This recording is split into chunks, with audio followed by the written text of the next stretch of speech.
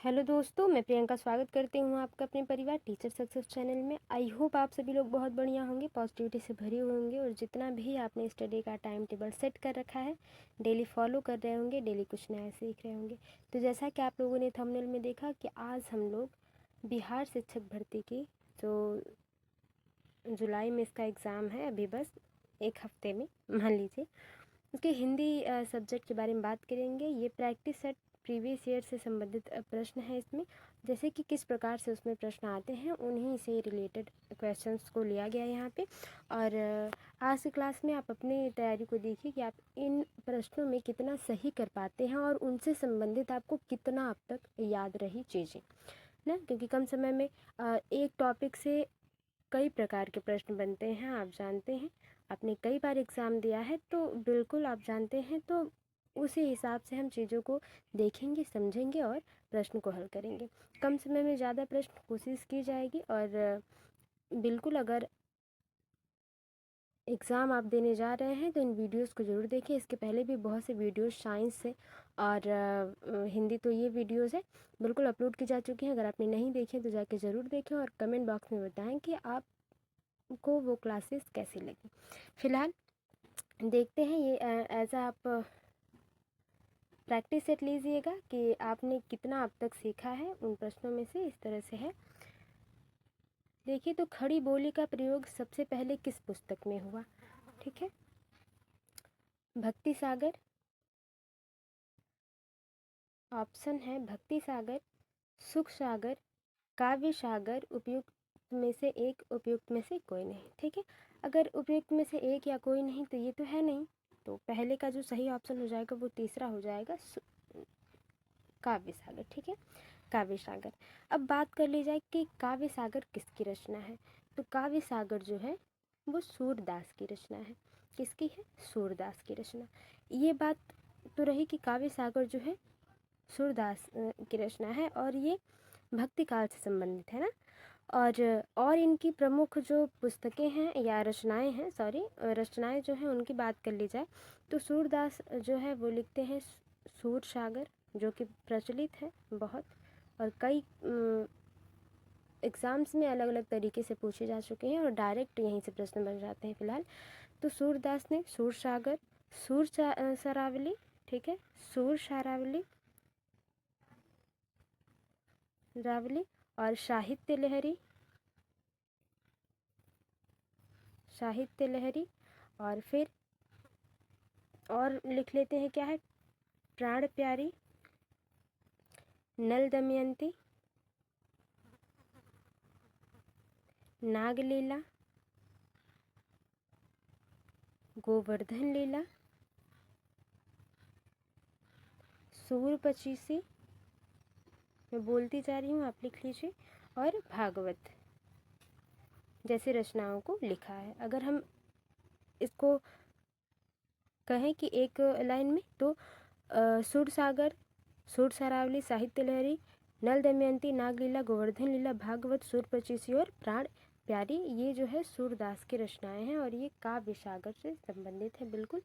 तो तीसरा ऑप्शन बिल्कुल सही हो जाता है और इससे संबंधित हम लोगों ने जो बन सकते थे क्वेश्चन उस पर हमने चर्चाएं कर ली। ठीक है, खड़ी बोली क्या है, उसकी विशेषताएं क्या है? खड़ी बोली में सबसे पहले अगर बात कर ली जाए कि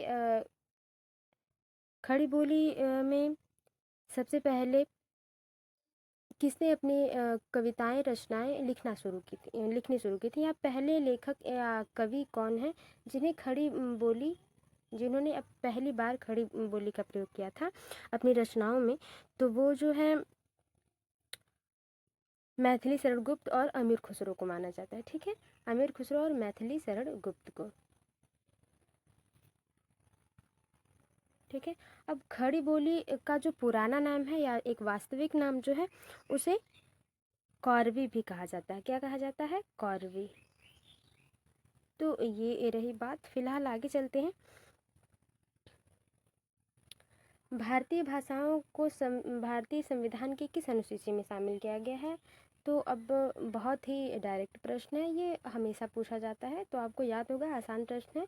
ऑप्शन देखते हैं, अष्टम, सप्तम, नवम, उपर्युक्त में से एक, उपयुक्त में से कोई नहीं। तो दूसरे के सही ऑप्शन की अगर बात कर ली जाए तो 8वीं अनुसूची में रखा जाता है संविधान में भारतीय भाषाओं को, जिसमें 22 भाषाएं शामिल हैं। कितनी हैं? 22 भाषाएं। अब इन 22 भाषाओं में सबसे नवीनतम कौन है, वो आप कमेंट बॉक्स में नोट डाउन करके बताइए। ठीक है, अब ये भी बताइए कि फ़िलहाल चलते हैं, वैसे बता दीजिएगा किस अनुसूची में जो है इन भाषाओं को जोड़ा गया है, जो मैथिली भाषा है उसको। फिलहाल चलते हैं, अगला क्वेश्चन देखते हैं। पुष्टि मार्ग का आधार ग्रंथ कौन है? कौन सा?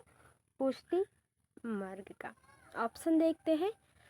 भगवद गीता, महाभारत, श्रीमद् भागवत, उपयुक्त में से एक, उपयुक्त में से कोई नहीं। तीसरे के सही ऑप्शन की बात कर ली जाए तो इसका जो सही ऑप्शन होगा वो श्रीमद् भागवत हो जाएगा। श्रीमद् भागवत हो जाएगा। श्रीमद् भागवत जो है वो महर्षि वेद व्यास की रचना है। किसकी रचना है? महर्षि वेद व्यास की रचना है। वेद व्यास ने 3 वेद लिखे हैं, ठीक है, मतलब 4 वेद लिखे हैं। चारों वेद इन्हीं की रचना से माना जाता है, जो आप जानते हैं ऋग्वेद, यजुर्वेद, अथर्ववेद और सामवेद जो है। तो इनकी रचना इन्होंने की, कुछ ग्रंथों की भी रचना की है। तो हाँ, सबसे पहले जो लिखा किसके द्वारा गया है, तो रचना तो इन्होंने की है, लेकिन लिखे जो है इन्होंने वेदों को गणेश जी ने लिखा है। हिंदी साहित्य की आदिकाल का अभिनव जयदेव किसे कहा जाता है? ठीक है, अभिनव जयदेव किसे कहा जाता है? चंद्रवरदाई, विद्यापति, पुष्प दंत, उपयुक्त में से एक, उपयुक्त में से कोई नहीं। चौथे क्वेश्चन की अगर बात कर ली जाए और इसके सही ऑप्शन की बात कर ली जाए तो विद्यापति जो हैं वो सही ऑप्शन हो जाते हैं। अब बात कर लेते हैं विद्यापति जी की, तो इनकी रचनाएं कौन कौन सी हैं? ठीक है, तो ये संस्कृत में और हिंदी में और भी भाषाओं में इन्होंने जो अपनी रचनाएं लिखी हैं। बात कर लेते हैं, तो इन्होंने लिखा है भू परिक्रमा। क्या लिखा है? भू परिक्रमा। भू परिक्रमा के साथ साथ इन्होंने लिखा है पुरुष परीक्षा। पुरुष परीक्षा, ठीक है, लिखनावली। लिखनावली, ठीक है, और इनकी एक हिंदी रचना है जिसे पदावली कहते हैं। इन्होंने पदावली लिखा है हिंदी रचना में। कौन सी? हिंदी रचना में, ठीक है। ये आदिकाल के कवि हैं। विद्यापति जो है वो आदिकाल के कवि हैं। आदिकाल कब से कब तक रहा, ये कमेंट बॉक्स में आप नोट डाउन करिए। और आदिकाल के कवि हैं। और बात कर ली जाए कि ये कैसे रचनाएं इन्होंने लिखी है, तो ये वीर रस, ठीक है, श्रृंगार रस, भक्ति रस आदि, जैसे भक्ति चीज़ों पर, जैसे कृष्ण, जैसे सूरदास लिख रहे हैं, तुलसीदास लिखते थे, मीराबाई, उसी तरह से ये भी भक्ति काल आदिकाल के हैं, लेकिन भक्ति पर लिखते हैं। ठीक है ना? विद्यापति, दूसरा ऑप्शन बिल्कुल सही हो जाएगा चौथे का। पांचवा है कि चक्र का चक्का हो जाना की ध्वनि प्रवृत्ति का उदाहरण है। किस ध्वनि प्रवृत्ति का उदाहरण है? चक्र का चक्का हो जाना, यानी कि जिस प्रकार से स्थितियाँ आए उस हिसाब से ढल जाना। विस्मीकरण, समीकरण, विपर्यय, उपयुक्त में से एक, उपयुक्त में से कोई नहीं। पांचवे के सही ऑप्शन की अगर बात कर ली जाए तो समीकरण ऑप्शन सही हो जाएगा। दूसरा कि समीकरण है, ये ध्वनि प्रवृत्ति जो है वो समीकरण का उदाहरण हो जाएगा। कृष्ण गीतावली किसकी रचना है? मीराबाई, रसखान, तुलसीदास, उपयुक्त में से एक, उपयुक्त में से कोई नहीं। तो छठवें के सही ऑप्शन की अगर बात कर ली जाए तो तीसरा ऑप्शन सही हो जाता है तुलसीदास, जो कि प्रचलित है और ये आसान प्रश्न है। तो कृष्ण गीतावली तुलसीदास जी के द्वारा लिखी गई, और इन्होंने क्या क्या लिखी है? सबसे प्रसिद्ध रामचरितमानस, ठीक है, क्या? रामचरितमानस लिखी इन्होंने। इसके साथ साथ इन्होंने विनय पत्रिका, गीतावली, भैरव रामायण, ठीक है, और सतसई। मैं फिर से दोहरा देती हूँ, इसे रामचरितमानस इन्होंने लिखा, जो कि प्रचलित है। फिर विनय पत्रिका आ जाता है, ठीक है, गीतावली, जो कि कृष्ण गीतावली और गीतावली 2 हैं के नाम से जाना जाता है, ठीक है। भैरव रामायण लिखा इन्होंने। कौन? भैरव रामायण, और सतसई। क्या है? सतसई। तुलसीदास किस धारा के कवि हैं, ये आप कमेंट बॉक्स में नोट डाउन करके बताएं। रसखान के एक प्रसिद्ध रचना के बारे में बताएं, कमेंट बॉक्स में नोट डाउन करें। फिलहाल आगे चलते हैं हम 7वें क्वेश्चन पे। 7वां क्वेश्चन है कि ग्रीम नियम किस भाषा की ध्वनियों से संबंधित है? ठीक ना, जर्मन, फ्रेंच, हिंदी, उपर्युक्त में से एक, उपर्युक्त में से कोई नहीं। 7वें के सही ऑप्शन की अगर बात कर ली जाए तो सही ऑप्शन जो हो जाता है वो जर्मन है। ग्रीम नियम जो है वो जर्मन भाषा से संबंधित है। आवत जात पनहिया टूटी, बिसरी गए हरि नाम। ठीक है, यह पंक्ति किस कवि की है? यानी कि आते जाते दरबारों में, राजाओं के दरबारों में आते जाते जो है वो पनहिया यानी कि चप्पलें टूट गई और हम हरि का नाम, भगवान का नाम, प्रभु का नाम भूल गए लेना, यानी कि आने जाने में।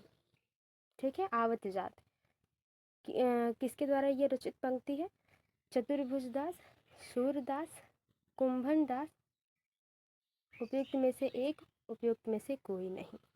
8वें का जो सही ऑप्शन है वो तीसरा सही हो जाएगा। ठीक है, कुंभन दास द्वारा जो है वो रचित है ये आवत जात पनहिया टूटे, यानी कि ये अकबर के दरबार, अकबर जो है इन्हें बुलाते हैं, ये कुंभन दास है। मैं लिख देती हूँ कुंभन दास। ठीक है, कुंभन दास इस तरह से लिखिएगा, यहाँ पे थोड़ी सी मिसप्रिंट है टाइपिंग में। तो ये अकबर के दरबार में जब अकबर ने इन्हें पुरस्कार देने के लिए बुलाया था, तो ये पुरस्कार लेने जब गए तो ये वही कहे, इन्होंने ये पंक्ति बोली कि आते जाते, मतलब इतना दूर था कि आते जाते चप्पलें टूट गई और इन पुरस्कारों में या इन सब चीज़ों में मैं प्रभु का नाम लेना भूल गया, जो कि कुछ हद तक सही नहीं है। मतलब ये बात रखते हैं उस टाइम पे। फिलहाल आगे चलते हैं, अगला क्वेश्चन देखते हैं। कुंदन को रंग फीको लगे, छलके अति अंगनी चारू चारू गोराई। यह पंक्ति किस कवि की है? बिहारी, देव, मतीराम, उपरोक्त में से एक, उपरोक्त में से कोई नहीं। तो देखिए, ये तो जो कविता है मतीराम की है, ये सर्वज्ञ मतलब सभी लोग जानते हैं कि हाँ ये जो पंक्ति है वो मतीराम की ही है। बात क्या कह रहे हैं यहाँ पे, ये जो है श्रृंगार, यहाँ पे सौंदर्य की बात वो कह रहे हैं कि कुंदन को रंग फीको लगे, यानी कि जो सोने का रंग है वो फीका लगने लग रहा है। वो जो नारी की सौंदर्यता है, ठीक है, उसके सामने क्या है, सोने की जो सुंदरता है, सौंदर्य है, वो उसके आगे फीका लग रहा है। वो इतनी मतलब कि सौंदर्यवान है कि चारों तरफ उसका जो है उजाला फैला हुआ है, सौंदर्य जो है फैला हुआ है। ठीक है, तो मतीराम ने ये कहा है। और इनकी और भी रचनाएं जो हैं वो देख ली जाए तो फूल मंजरी, क्या, फूल मंजरी, फूल मंजरी, रसराज, ललित ललाम जो कि बहुत ही प्रचलित है, ललित ललाम, ये इन्होंने मतीराम सतसई लिखी है। सतसई तो तुलसीदास ने लिखी है, लेकिन मतीराम सतसई जो है इन्होंने ही लिखी है, मतीराम ने। ठीक है, और हिम तरिंगिणी, हिम तरिंगिणी जो है वो माखनलाल चतुर्वेदी की है। तो मतीराम की बात कर रहे थे हम लोग, जो है मतीराम सतसई, और ये रीति काल के जो हैं वो कवि हैं, रीति काल के कवि हैं। ठीक है, हिमतरिंगड़ी इतना प्रचलित है कि वो आ जाता है हिमतरिंगड़ी। फिलहाल तो मतीराम की रचनाओं की हम लोगों ने बात करी कि फूल मंजरी, रसराज, ललित ललाम, मतीराम सतसई, ये इनकी प्रमुख रचनाएं रहीं। तंत्रीनाद कवित रस सरस राग, कवित रस सरस राग रतिरंग, अन बूढ़े बूढ़े चिरे जे बूढ़े सब अंग। इस दोहे में कौन सा अलंकार है? उपमा है, विरोधाभास, दृष्टांत, उपरोक्त में से एक, उपरोक्त में से कोई नहीं। तो देखिए यहाँ पे विरोधाभास, एक दूसरे की विपरीत बातें करी जा रही हैं। ठीक है, विपरीत बातें करी जा रही हैं। सरस रति, अन बूढ़े बूढ़े, ठीक है ना, अन बूढ़े बूढ़े। तो एक तरफ तो जो है सकारात्मक चीज़ें हैं, ठीक है, एक तरफ नकारात्मक। तो जिस भी दोहे में या जहाँ पर भी नकारात्मक सकारात्मक की बात की जाती है वहाँ पे विरोधाभास हो जाता है। क्या भास हो जाता है? जैसे दिन का रात बताया जाए, ठीक है, कड़वे को मीठा बताया जाए, ठीक है ना, तो ये विरोधाभास हो जाता है। दूसरा ऑप्शन, हिम किरीटिनी किसकी रचना है? माखनलाल चतुर्वेदी। हरिऔध, हरिऔध का पूरा नाम भी पूछ लेता है तो आप कमेंट बॉक्स में नोट डाउन करके बताएं। बालकृष्ण शर्मा नवीन। उपर्युक्त में से एक, उपर्युक्त में से कोई नहीं। तो हिम किरीटिनी जो है वो रचना है माखनलाल चतुर्वेदी की, ठीक है, माखनलाल चतुर्वेदी की। और इन्हीं की रचना मैंने अभी अभी जो कहा हिम तरिंगिणी, जो कि बहुत ही प्रचलित है ना, तो इन्होंने हिम तरिंगिणी की रचना की। और भी कृष्णार्जुन युद्ध इन्होंने लिखा, मतलब की रचना की। साहित्य देवता,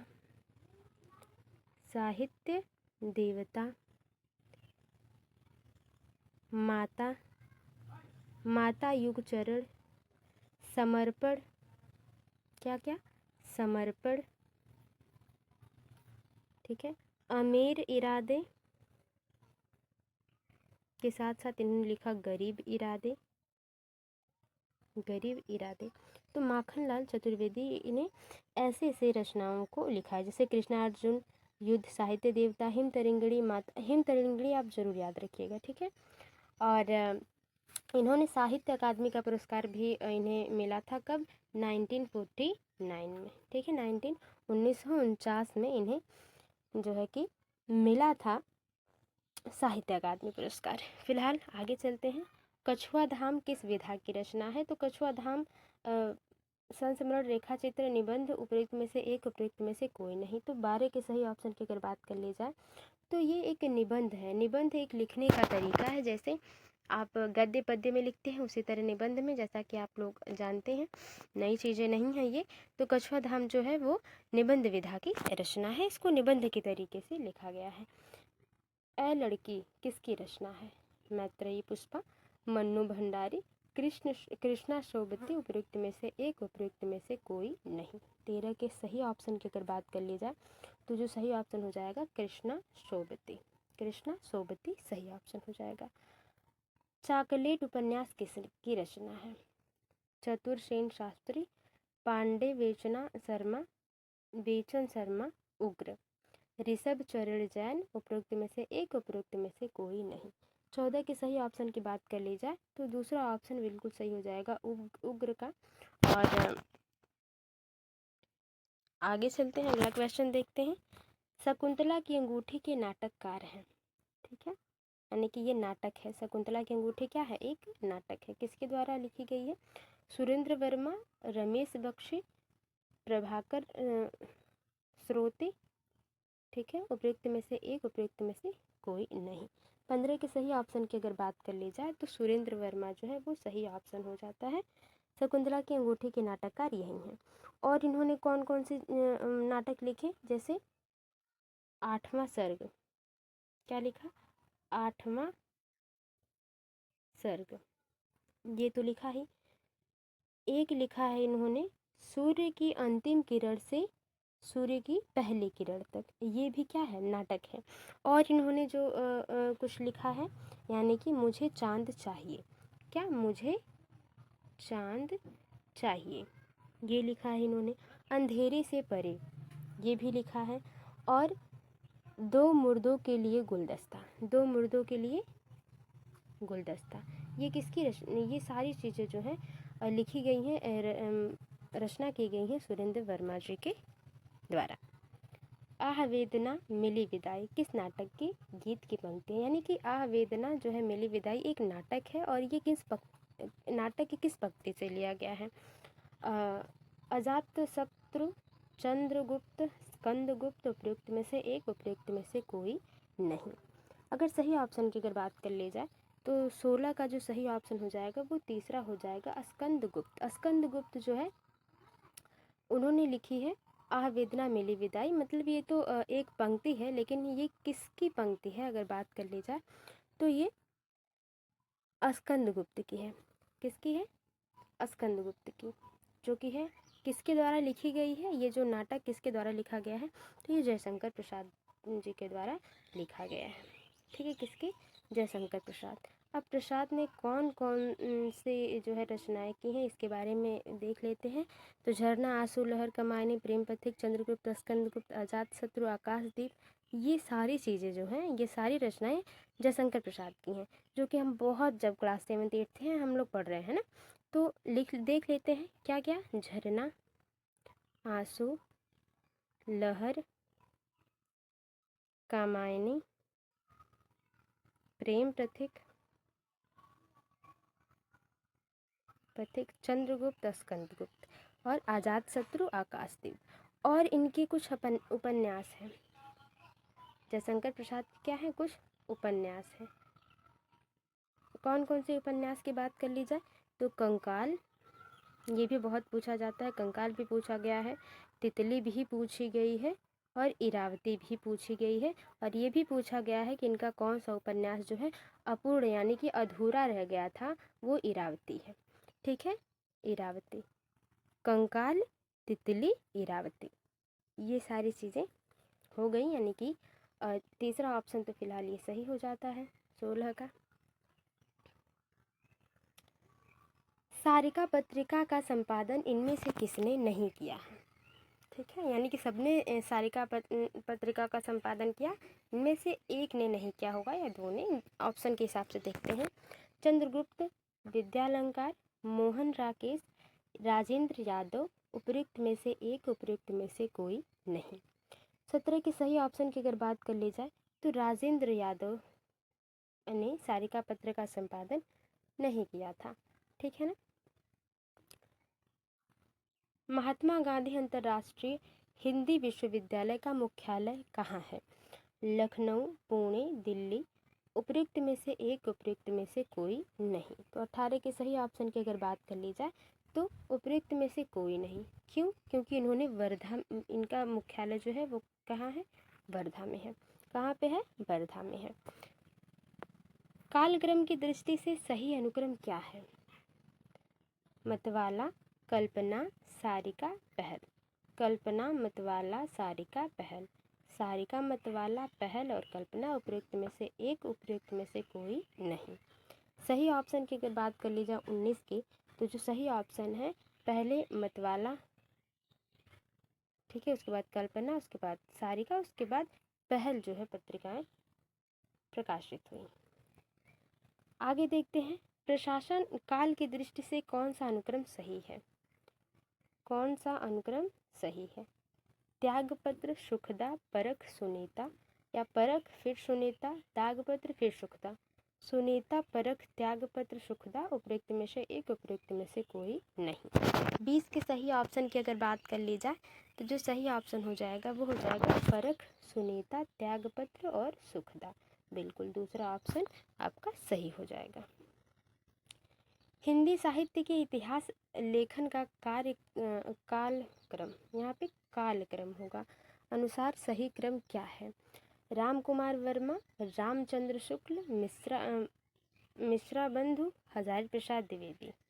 रामचंद्र शुक्ल, मिश्रा बंधु, हजारी प्रसाद द्विवेदी, राम कुमार वर्मा।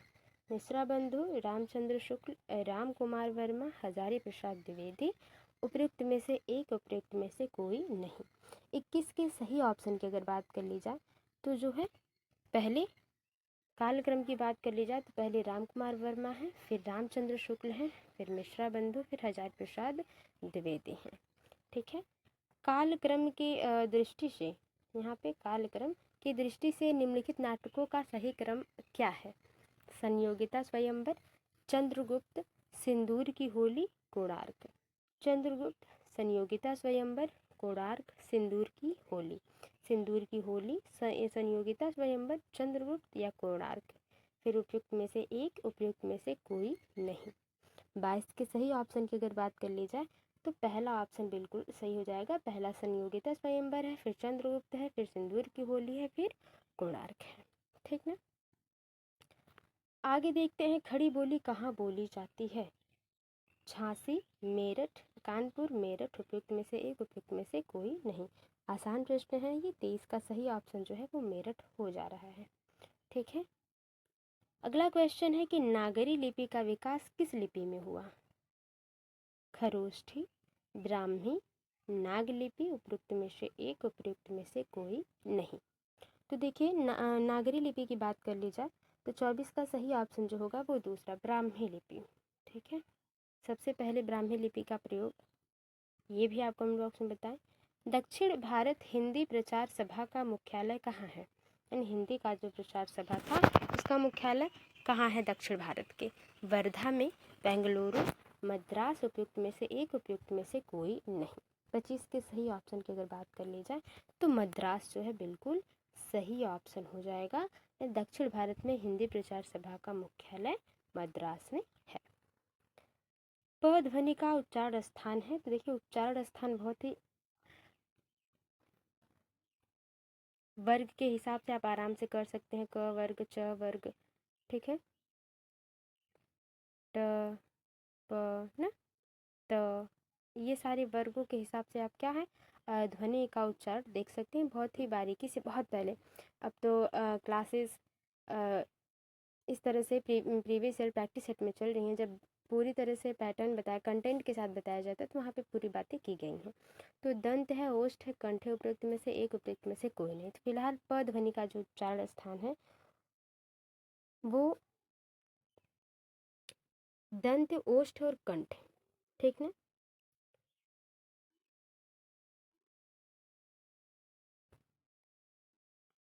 ये क्वेश्चंस, अच्छा मैंने सोचा कि 2 बार आया है क्या। हाँ, दंत, ओष्ठ और कंठ। प ध्वनि का जो उच्चारण स्थान है ओष्ठ है, यानी कि प जब आप बोलते हैं तो आपके होठ जो है वो बिल्कुल कंठ और दंत, या आप कमेंट बॉक्स में नोट डाउन करिए, क वर्ग में कि च वर्ग में कि ट वर्ग में कि त वर्ग में, कौन सा वर्ग कंठ और दंत में आएगा। ठीक है, प वर्ग तो आपका समझ में आ गया कि ओष्ठ में आएगा। देखिए 26 तो हैं, फिलहाल देख लेते हैं। गोस्वामी गोकुलनाथ द्वारा लिखित ग्रंथ का नाम है, ठीक है। 84 वैष्णव की वार्ता, ज्ञान मंजरी, हितोपदेश, उपयुक्त में से एक, उपयुक्त में से कोई नहीं। 26 के सही ऑप्शन की अगर बात कर ली जाए तो 84 वैष्णव की वार्ता जो है वो सही ऑप्शन हो जाता है कि गोस्वामी गोकुलनाथ द्वारा ये लिखित ग्रंथ है। आल्हा खंड का रचयिता कौन है? सबसे महत्वपूर्ण और कई बार पूछा जाने वाला, चंद्रबरदाई, जगनिक, नरपतिनाल, उपयुक्त में से एक, उपयुक्त में से कोई नहीं। आल्हा खंड का रचयिता जो है 27 के सही ऑप्शन की अगर बात कर ली जाए तो वो जगनिक है। चंद्रबरदाई ने पृथ्वीराज रासो लिखा था, नरपतिनाल ने क्या लिखा ये कमेंट बॉक्स में आप बताएं, ठीक है। इनमें से कौन आलवार महिला संत है? अंडाल, अक्कामासी, मीराबाई, उपयुक्त में से एक, उपयुक्त में से कोई नहीं। तो 28 का जो सही ऑप्शन है वो अंडाल सही हो जाएगा।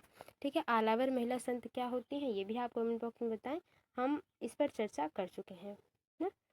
तुलसीदास कृत कृष्ण काव्य कौन सा है? जो कि हम लोगों ने तुलसीदास की जो रचनाएं पढ़ी उसमें हम लोगों ने देख लिया कि तुलसीदास द्वारा रचित जो कृष्ण काव्य कौन सा है, जो कृष्ण के लिए लिखा गया हो, प्रभु जो भगवान कृष्ण के लिए लिखा गया हो, ठीक है ना। तो कृष्ण चरित है, कृष्ण चंद्रिका, कृष्ण गीतावली, उपयुक्त में से एक, उपयुक्त में से कोई नहीं। 29 के सही ऑप्शन की अगर बात कर ली जाए तो कृष्ण गीतावली जो है वो कृष्ण काव्य है, जो कि हम लोगों ने देखा कि गीतावली जो है तुलसी द्वारा लिखित रचित रचना है। प्रभु जी तुम चंदन हम पानी, ठीक है, हम पानी किसकी पंक्ति है? संत दादू दयाल, रविदास, संत पलटू दास, उपयुक्त में से एक, उपयुक्त में से कोई नहीं। यही सही हो जाएगा क्योंकि ये जो है रैदास द्वारा रचित रचना है, मतलब जो पंक्ति है, प्रभु जी तुम चंदन हम पानी, ठीक है। तो ये बातें हो गई। इनमें से कौन रीतिबद्ध नहीं है? मतिराम, केशव, घनानंद, उपयुक्त में से एक, उपयुक्त में से कोई नहीं। 31 के सही ऑप्शन की अगर बात कर ली जाए तो जो सही ऑप्शन हो जाएगा वो घना आनंद जो है रीतिबद्ध। देखिए इसके बाद जो है हिंदी की और क्लासेस जो आएंगी वो इसी तरह से आएंगी कि काल से संबंधित, ये भक्ति काल के से समकक्ष कौन है, ठीक है, आदि काल के समकक्ष रीतिबद्ध क्या है, ये सारी चीज़ें इन प्रकार से प्रश्न आएगा। और 30, 40 या 50 प्रश्न ऐसे बनाए जा सकते हैं। फिलहाल वो एक अच्छी वीडियोज होगी जो कि शाम तक या बिल्कुल अपलोड की जाएगी, आप ज़रूर जुड़िएगा। फिलहाल आज का देखते हैं तो 32 क्वेश्चन की बात कर ली जाए। काव्य शास्त्र के इन ग्रंथों को रचनाकार के नाम से सुमेलित कीजिए। ध्वन्यालोक, आचार्य विश्वनाथ, साहित्य दर्पण, मम्मट, रस गंगाधर, आनंदवर्धन, काव्य प्रकाश, पंडित राज जगन्नाथ। ठीक है, और ऑप्शन क्या है? 5 तो इसमें है नहीं, तो ये तो होगा नहीं। 3, 1, 4, 2, 1, 4, 3, 2, उपयुक्त में से एक, उपयुक्त में से कोई नहीं। ठीक है, तो 32 के बारे में अगर बात कर ली जाए कि ध्वन्यालोक के रचनाकार कौन है, तो ध्वन्यालोक के जो रचनाकार हैं वो आनंदवर्धन है। कौन है? आनंदवर्धन। साहित्य दर्पण आचार्य विश्वनाथ ने लिखा है। मम्मट प्रचलित है, आप जानते हैं। ठीक है, तो